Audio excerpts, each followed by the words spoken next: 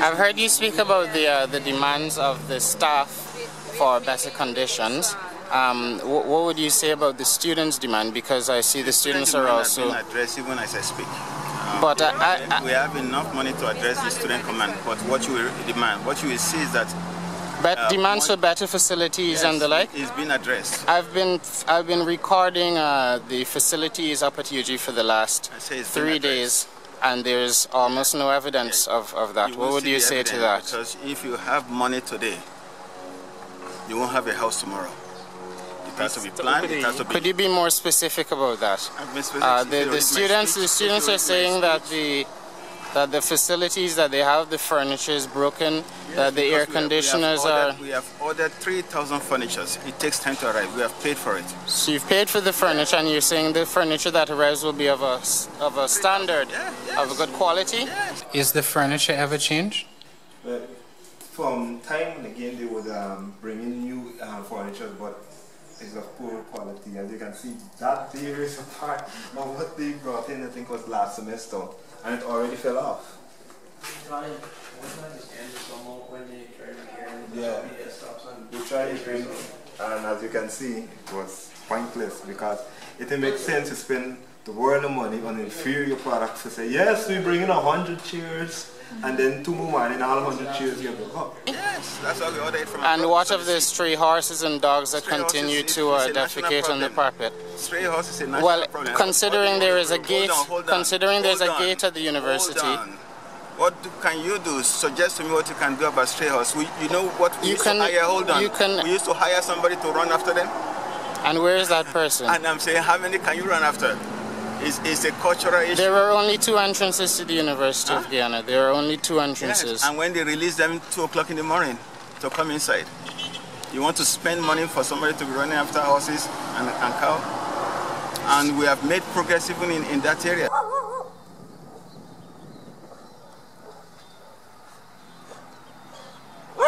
You can see dogs, stray animals walking around the campus. The washrooms are not up to standard at all. Classrooms are dirty. We don't have anywhere to eat. We have to sit down here. Here's where we eat. Or, you have to eat down here? Yes, or on the step. I'm from health science, and health science is supposed to be the cleanest faculty, right? Because we deal with health and we deal with the well-being of people, right?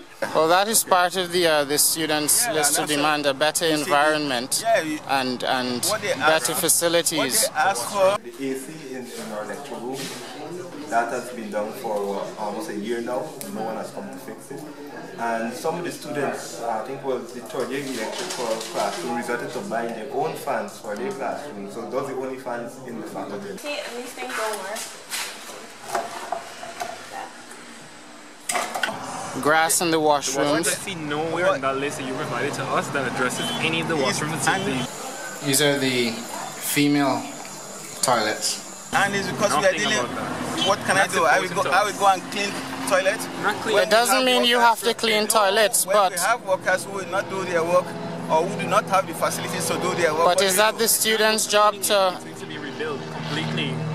And it won't be rebuilt tomorrow. The most pivotal things you should have focused on in that facility. No, that shouldn't be. And we have done better than what you are talking about. You're looking at a wasp nest. We call these guys follow me. There's some very fast, aggressive wasps, and it's right above a stairway that students use. It's literally hanging right above the stairway, and classes should have been in full swing by now. We have refurbished all the toilets in the last 1 year. You refurbished all of the toilets? Tell me about the bathroom facilities in UG. Give us a little tour. Okay, first of all, the only way I'm touching that is if I have tissue to touch it. And as you can see, there is no room for that. What's wrong with the water there? The water is rusty. Well, that's a problem around the area. But we can do something about it. We can have tanks, because at our house we have the tanks and we fill the water, and after a while it settles, the water is bearable. And we can do the same thing here because we have the problem with the water where sometimes the water is not on and we can't flush the toilet. So if we have that same system, then, you know, the water problem can be fixed to some extent. I don't see any change here. First of all, the boys' toilet, it is disgusting. Okay, I do not want to use that toilet. One of them was out of order. They were both working at the time and then one broke down. And then the thing is just filthy. There's a wasp nest. There are many classrooms with broken louvers, ceilings falling in. There are, but what I'm telling you is this. You're saying that they're being addressed as we speak. There's so many things that are out of order here. Like this classroom here, personally, there's no place for the teachers to stand and talk.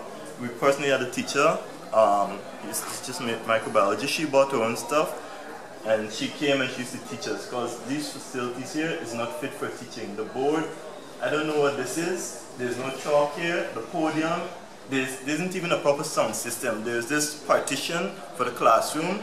It doesn't function properly. And the chairs and the tables, there was a whole set of them at the back.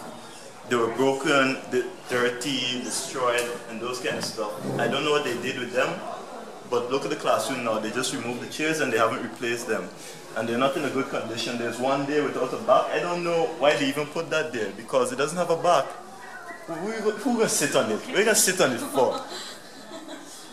And then the labs, they say that they're refurbishing the labs, but they haven't been able to complete them yet, and we have not been able to conduct proper classes due to that, because we have homeostasis and we're supposed to be learning about the body and the functions of the body, but we cannot do that without these facilities. Waiting on the contractor start the contractor has to start his work? Yes, they will start maybe we have to go through the months because we have World Bank project going on right now. All the trunks were approved and they will start working as the bids would be approved, so they are going to work on our rehabilitation of the buildings. Okay, so let's have a student's perspective on it. What do you say to these comments that are made here? Do you think they're genuine in terms of the facilities? I would have liked to have seen that list today only provided after you would have seen the student uprising. It's some evidence that these contracts were awarded to the persons, specifically what are the dates for start and completion. Also the invoices where they would purchase furniture or funds or anything. I'd like to have seen might be a made that available. You will not see it, I will not respond to your letter. You will now respond to you will not respond to his letter. Any reason for that? Because I deal with the student body, UGSS, not him. You don't deal with individual students. I deal with individual students, otherwise my life would be crazy. Can you imagine if I get such letter from all the students? So you're saying your job as VC is not to talk to individual students or address individual concerns, you only address concerns en masse? UGSS this year alone and last year, they sent me 21 letters and we addressed all the 21 letters.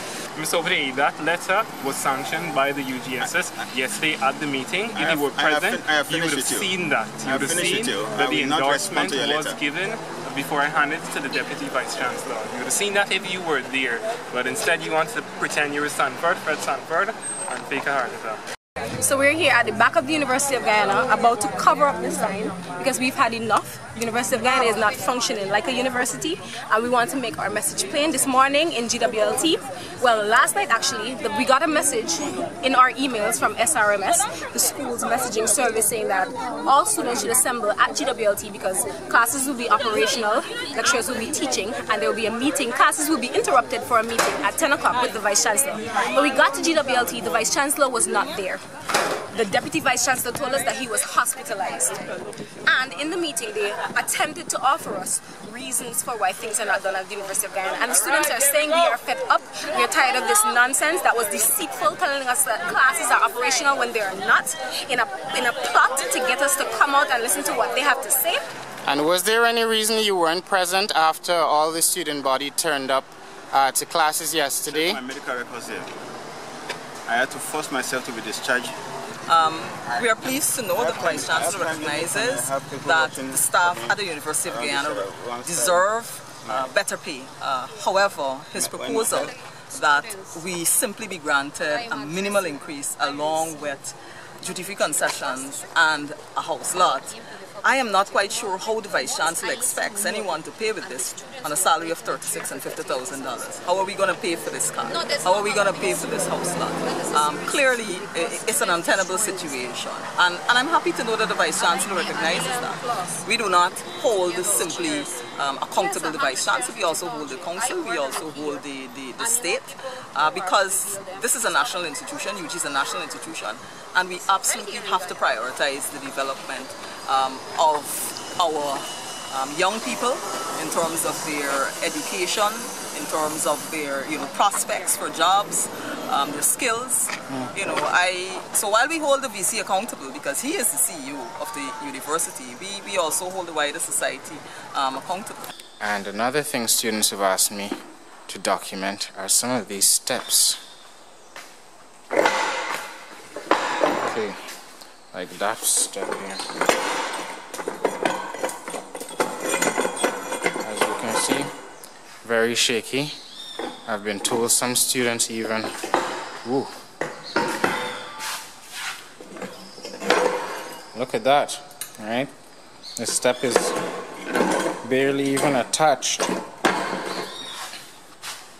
to the risers. And they're just as shaky as I've been told. Here you go. If you need to plug your laptop in, that's where you do it in the George Walcott Lecture Theatre. The VC has indicated that the university doesn't have the necessary funds. We don't quite agree. So we will have to get into negotiations, but we can say quite definitively that we are not prepared to accept any minimum increase. That is untenable. We are going to be losing. We have already, the personnel officer has already sent letters indicating to us that we will not be paid for the time that we are off, and we will not be losing in this particular case. So we'll see out for and considering yourselves and the students have action going on at the same time, are you standing in solidarity with the requests of the students? The students have justifiable concerns. Those concerns are also ours. We, since 2012, had highlighted the extremely deplorable conditions on the university campus. And once we highlighted those and we went on strike because of that, the Ministry of Labour called us in and they indicated that we should sign an agreement. And under that agreement, those conditions should have been addressed at a bilateral level. And so we've had meetings with the senior administrative group, bringing up these concerns continuously. We've submitted proposals to them, we've submitted suggestions in relation to how these things could be remedied. And so we took it out of the negotiations for salaries and wages and other conditions of employment, and we put it at another forum. But we completely and utterly are sympathetic with the students. We arrived back at the campus, there is no ink, there's no paper, there's no chalk, there's no pen, the whiteboards are filthy.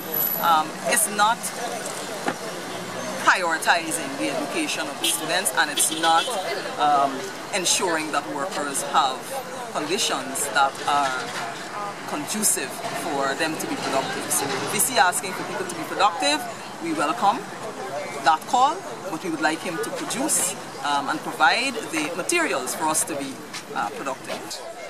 I can attest to that fact. I've been here now, this is my 20th year at this university. And the same equipment that I came and I met is the same equipment that I existing today.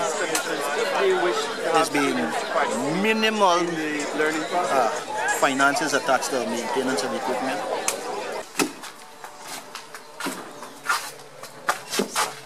So what's this?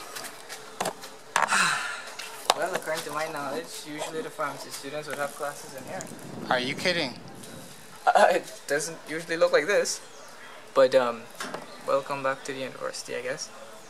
So this is where the pharmacy students have their classes, and so all those chemicals, is it common to store dangerous chemicals like that? Certain chemical reagents aren't supposed to be together. It's quite explosive. Usually there's a building right over here that they usually keep these chemicals in, the building right over there, the green building. Yeah. Last time I went in, they had the chemicals disposed in barrels. So what happens after today? Well, the struggle continues. The barricade or sit-ins, what exactly will be the action? I have sent a notice to the Vice Chancellor indicating that the industrial action continues for the rest of the week. Which form, if you're able to say? Multiple. Multiple? Multiple forms. Okay, and can you say when the negotiations will commence? We're scheduled to have a first negotiating meeting with the Vice Chancellor tomorrow, but in a sense we've already heard what the offer is going to be, minimal, and so even without going into that room, we reject it. Okay, so the unions are convinced that the university has the relevant amount of funds to at least to pay 60%. Sure they could find it. They have their find. Right now, from the funds that they have currently. Right now, currently, 9% of UG's expenditure in terms of salaries goes towards the senior administrative, the Vice Chancellor, the DVC, the bursar, the personnel officer, the registrar. 9%. 9% of the funds going towards salaries. It's going towards a very small and specific group. The funding is the main issue, the purpose of the university, and he didn't focus on any of that. And he's totally focused on not finding a way to get us totally independent financially. More representation from staff, students, and non-political personnel through nomination from the government, non-governmental bodies and other agencies. So that's literally my currently. I've made one adjustment for number 1, so I think I can give this to her. I've already signed it.